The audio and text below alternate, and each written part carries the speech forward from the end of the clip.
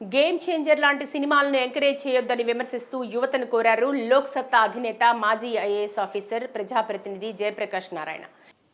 యువతను అందరినీ కోరుతున్నాను నేను, ఇలాంటి పిచ్చి ఆలోచనలు పెట్టుకోబోకండి. ఈ ఏడాది సంక్రాంతికి విడుదలైన భారీ బడ్జెట్ చిత్రం గేమ్ చేంజర్ బాక్స్ ఆఫీస్ వద్ద ఎంతగా పరాజయం పొందిందో చూసే ఉంటాం. 400 కోట్ల బడ్జెట్తో ఈ సినిమాని 3 సంవత్సరాలకు పైగా నిర్మిస్తే పట్టుమని 200 కోట్ల కలెక్షన్స్ కూడా రాబట్టలేకపోయింది. నిజానికి ఈ సినిమా కొంతవరకు బాగున్నప్పటికీ యాంటీ మెగా ఫ్యాన్స్ వ్యతిరేకంగా ప్రచారం చేయడం మూలాన సినిమాకు విపరీతమైన నెగిటివ్ టాక్ వచ్చింది.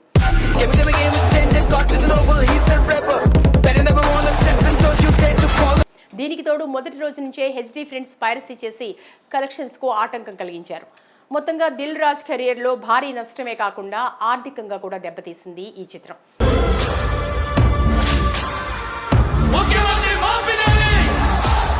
ఇదిలా ఉంటే ఇటీవల లోక్ సత్తా అధినేత Jayaprakash Narayana game changer cinema గురించి ప్రస్తావిస్తూ కాంట్రవర్షియల్ వ్యాఖ్యలు చేశారు.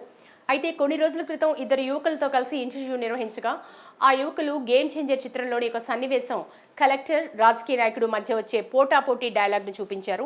రీసెంట్ గా గేమ్ చేంజర్ అని ఒక మూవీ వచ్చింది సార్. మినిస్టర్ కి ఒక ఐఏఎస్ ఆఫీసర్ కి ఉన్న ఒక చిన్న క్లాష్. అందులో IAS officer Ram Charan political leader అయిన ఎస్జే సూర్యతో ఒక పొలిటికల్ లీడర్ కేవలం అధికారంలో 5 ఏళ్లు ఉంటాడేమో, కానీ అదే ఐఏఎస్ ఆఫీసర్ జీవితాంతం ఐఏఎస్ ఆఫీసర్ గానే ఉంటాడని చెప్తాడు. నువ్వు 5 సంవత్సరాలు మాత్రమే మినిస్టర్, నేను చనిపోయే వరకు ఐఏఎస్. రామ్ చరణ్ చెప్పిన ఈ డైలాగ్ చూసి జయప్రకాష్ నారాయణ చాలా కోపంగా రియాక్ట్ అయ్యారు.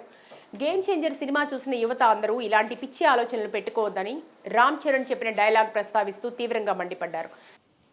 యువతను అందరినీ కోరుతున్నాను నేను, ఇలాంటి పిచ్చి ఆలోచనలు పెట్టుకోబోకండి.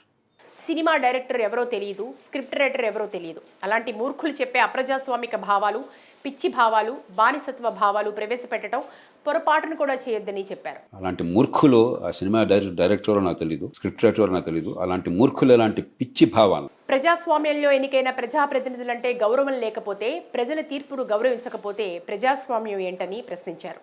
ప్రజాస్వామ్యంలో ఎన్నికైన ప్రతినిధులంటే గౌరవం లేకపోతే, ప్రజల తీర్పుని గౌరవించకపోతే ప్రజాస్వామ్యం అంటే ఇంకా.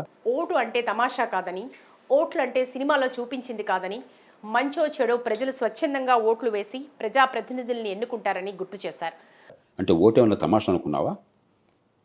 ఓటు పైపైన సరదాగా సినిమాలో సీన్ అనుకున్నారా? ప్రతినిధులు తప్పు చేస్తే కాళ్ళు పట్టుకోమని ఎవరు అనట్లేదు. ప్రతినిధి తప్పులు చేస్తే జీహుజలను కాళ్ళు పట్టుకోమని ఎవరు అంటలా. ప్రజలకు ప్రతినిధికి గౌరవం ఇవ్వకుండా నువ్వు 5 ఏళ్లు ఉంటావు పోతావు, నేను జీవితాంతం ఐఏఎస్గానే ఉంటానని అంటాం ఎంత అహంకారం అని కొంత కోపం, కొంత బాధ ఉందన్నారు. ఎన్నికైన చట్టసభకి గౌరవం ఇవ్వకుండా నువ్వు 5 ఏళ్ళు ఉంటావు పోతావు, నేను 30 ఏళ్ళు ఉంటానని చెప్పి ఎంత అహంకారం ఇది. ఈ సందర్భంగా తాను ఐఏఎస్ ఆఫీసర్గా కరీంనగర్ జిల్లాలో సర్వీస్లో ఉండగా ఒక స్వాతంత్ర సమరయోధుడు, రాజకీయ నేత, తన తండ్రి కంటే పెద్దవారైన ఒక వ్యక్తి గౌరవంతో సార్ అని పిలిచారని, అలా అనొద్దని కోరగా ఆయన నన్ను సార్ అంటున్నాడు. నేను కుర్రాన్ని, ట్రైనింగ్లో ఉన్నాను. ఆయన స్వతంత్ర సమయోధుడు, మా తండ్రి గారి కంటే పెద్ద వయసు. మేము మహా అయితే 5 ఏళ్ల పాటు అధికారంలో ఉంటాం, మీరు 35 ఏళ్ల పాటు సర్వీస్లో ఉంటారని గౌరవంగా మాట్లాడారని జయప్రకాష్ చెప్పుకొచ్చారు. ఆ సందర్భంలో తనకు కళ్ళ నీళ్లు వచ్చాయని, భావోద్వేగానికి గురయ్యారని గుర్తు చేసుకున్నారు. సార్, నేను రేపు పొద్దున ప్రజలు ఓడిస్తే మళ్ళీ బయటకు వెళ్ళిపోతాను, నాకేం అధికారం ఉండదు, 35 ఏళ్ళు మీరు అధికారంలో ఉంటారు. ప్రజాప్రతినిధుల్ని గౌరవించకపోవడం కరెక్ట్ పద్ధతి కాదని, ఒకరోజు ఏదో అదృష్టం కొద్దీ పరీక్షలు పాస్ అయి ఐఏఎస్ అయినంత మాత్రాన అహంకారం పనికిరాదని కోప్పడ్డారు. దేశాన్ని నిజంగా ప్రేమిస్తే, ప్రజాస్వామ్యాన్ని గౌరవిస్తే ఎవడన్నా అలాంటి మూర్ఖ మాట్లాడతాడా? మొత్తంగా జయప్రకాష్ నారాయణ గేమ్ చేంజర్లోని ఆ సన్నివేశాన్ని తప్పుపట్టారు.